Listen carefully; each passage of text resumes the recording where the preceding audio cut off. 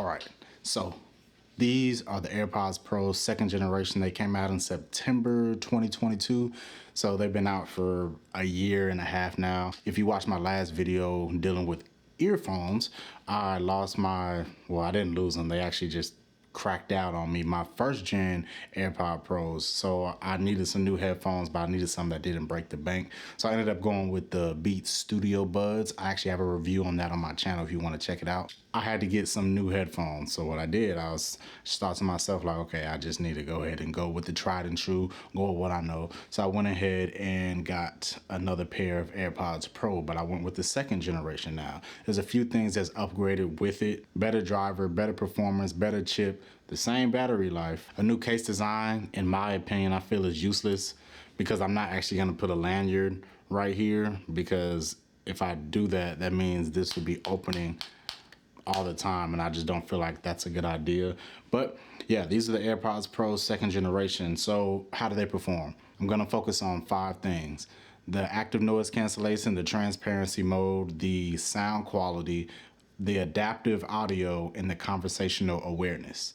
So if you've seen any of my last videos, you know that I work with trucks and I'm always in the back of the truck or whatever. So I need headphones that actually work and that can drown out the sound in the back, and the sweat, I need headphones that are actually going to perform very well and not going to crap out on me in a couple months.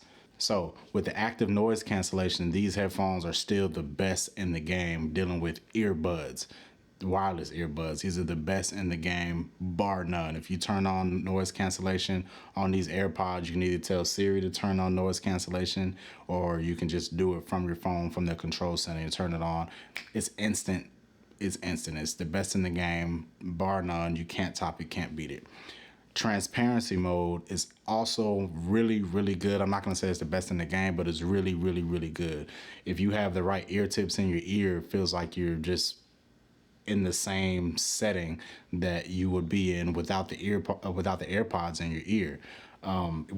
Exactly when you turn it on, you can hear the person in front of you very clearly. The only thing that I don't like about the transparency mode is that it amplifies. They have this new mode on there where it tries to dampen the loud sounds and tries to amplify human voice when you're using these headphones, but it's computational. It doesn't always get it right. So if I drop a box or something in the back of my truck, it amplifies that noise. I'm not sure if it's on the same frequency as a human voice, but it'll amplify that voice. So I usually don't keep in a transparency mode unless I'm actually talking to a customer, but that's a little nitpicky thing that I don't like, but I got over it very quickly.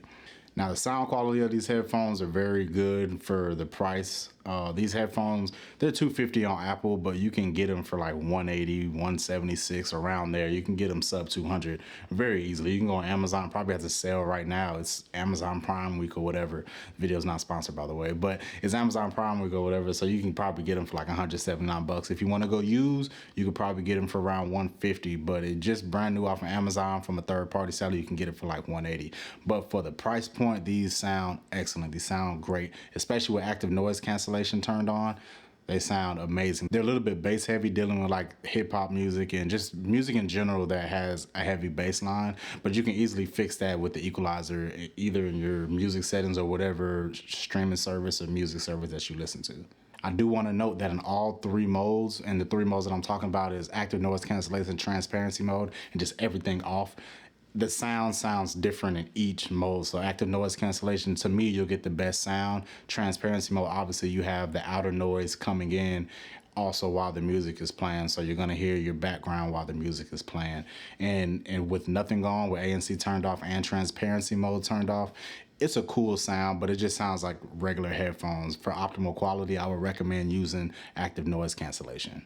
Now with the second generation AirPods Pro, Apple introduced what they're calling adaptive audio. So basically, if you turn this mode on your phone or through Siri, whatever you want to do, however you want to turn it on, when you turn this mode on, Apple computationally switches between ANC and transparency mode depending on your environment. So say I'm working in the back of my truck and the refrigeration unit is very, very loud. If I have adaptive audio on, it's going to hear that and it's gonna go into ANC to reduce those noises. But say I come out of the truck and about to start talking to a customer with no music playing, it's gonna let in some of that sound. It's kind of in transparency mode and it's kind of not. It opens up so you can hear what's around you, but it's not fully in transparency mode. But when you actually hear stuff, it is fully in ANC mode, but it switches between both of them. Now with actual application of the adaptive audio, I don't personally use it. I just keep ANC on. I'll just tell Siri to turn it off. But that's just me personally, because when I do have adaptive audio on, it switches too frequently for me because I'm always listening to something. It switches too frequently and I just don't like that. And if you get a split second loud noise, it'll turn on ANC, and if it gets just that loud noise goes away and it gets a little quieter, it'll switch to transparency even though you're still in that loud setting. So it's not all the way 100%, but when it works, it works. Now with conversational awareness, I was so happy for this feature because due to the nature of my work, I'm gonna keep saying that, due to the nature of my work, I have to talk to people all the time, but I use my AirPods, I use my earphones, whatever I'm using, I use them all the time because it just helps me focus. It gets me through the day. I love music. I love listening to music. That's what I do.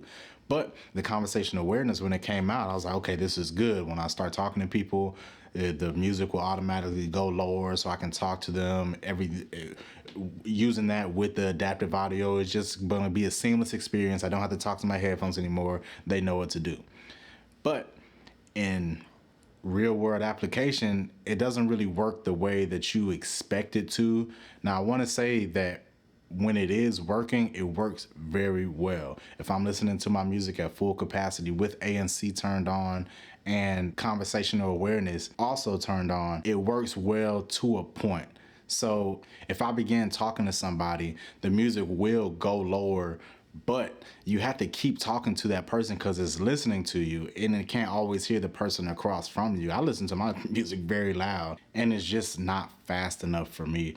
Like once I start talking, it'll take about a second, which doesn't seem long, but if you're talking to somebody, you want to hear exactly what they're saying, or if somebody's beginning to talk to you, you want to hear the first thing that they said. So when they start talking, it'll take a second to really realize somebody is talking, and then they'll lower the audio. But if they stop talking and you're thinking or anything like that, the audio will turn back up. And if they start talking again, it will repeat that same process. So the conversational awareness is a cool tool, but it's not good enough to be put in actual application for me. Now, the battery life is actually pretty good. I mean, I never really had a problem with the battery life because the case holds like 30 hours and the AirPods themselves do like 6 hours. And I never had a problem. I always get through the day with them. I just come back home and then I charge them at nighttime. I never have a problem with the battery. Earphones these days, AirPods these days, they really don't have bad batteries anymore unless you buy one for $20 and it lasts 2 hours. So these batteries are always good. Now, some of the new features exclusively for the AirPods Pro 2nd generation are the H2 chip, which it enhances performance and improve audio quality. It has personalized spatial audio, uses the True Depth camera on your iPhone to create a customized spatial audio profile. I really don't like that. It never really works out for me. It just feels too ambient and I don't like that. It has touch control for the volume adjustment. It allows you to swipe up and down on the stem to adjust the volume. I wear gloves a lot, so I really don't use that feature too much because my gloves have like the rubber grommets on them, so I can't really use them. It has a longer battery life, up to 6 hours now with 30 hours in the charging case. The battery's never a problem. Find My with precision finding. It has a U1 chip in the case and allows for precise location tracking. It would have been good for my last headphones that I lost, but whatever, they're lost now, but it has good precision finding. It has a built-in speaker in the case. It provides status for pairing, low battery, and Find My alerts. Personally, I find that speaker very useless.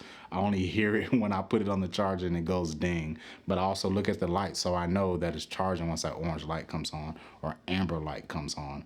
It has a lanyard loop. At the beginning of the video, I said that lanyard loop is a no-go for me because they're going to end up opening and closing. That hinge is pretty good, but it doesn't last for that long.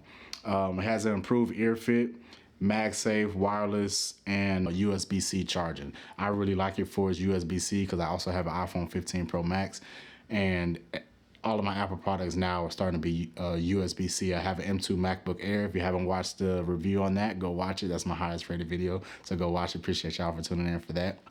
So everything Apple of mine is USB-C anyway, so I glad that it's a part of the USB-C family. It has an enhanced voice call quality. It has improved microphones. Now, AirPods haven't really been that great of a call quality type earphones, AirPods, or whatever, because the mic's always been bad. On my last ones, the mics are bad. This one, I really haven't had any complaints. Sometimes it gets a little finicky, but I'm gonna give that grace because I'm also on the iOS 18 developer beta, so sometimes the connection gets a little tricky, so I'm not going to worry about that too much. And it has skin detect sensors which have a more accurate in-ear detection for auto play and pause. Those little black things, those are the sensors that it knows that it's in and out your ear, and that actually works pretty well. And it knows when it's actually touching your ear instead of you like taking it out and you accidentally covering the black thing on there, and it plays the music. So that's my review on the AirPods Pro 2nd generation. I like them. I love them. I always love them. I would probably won't get the AirPods Pro 3 whenever those come out, but I'll probably wait for the 5 if they don't dramatically change their design. But that's my review. I thank y'all for tuning in. I hope y'all like it. I try to keep it quick and fast paced so we get all the information at once. I didn't go through everything. I just went through the main points. But yeah, if you want to cop these, man, I would recommend going on back market or Amazon and getting them for the lowest price because you never want to pay too much for your tech. Appreciate y'all for tuning in. Peace.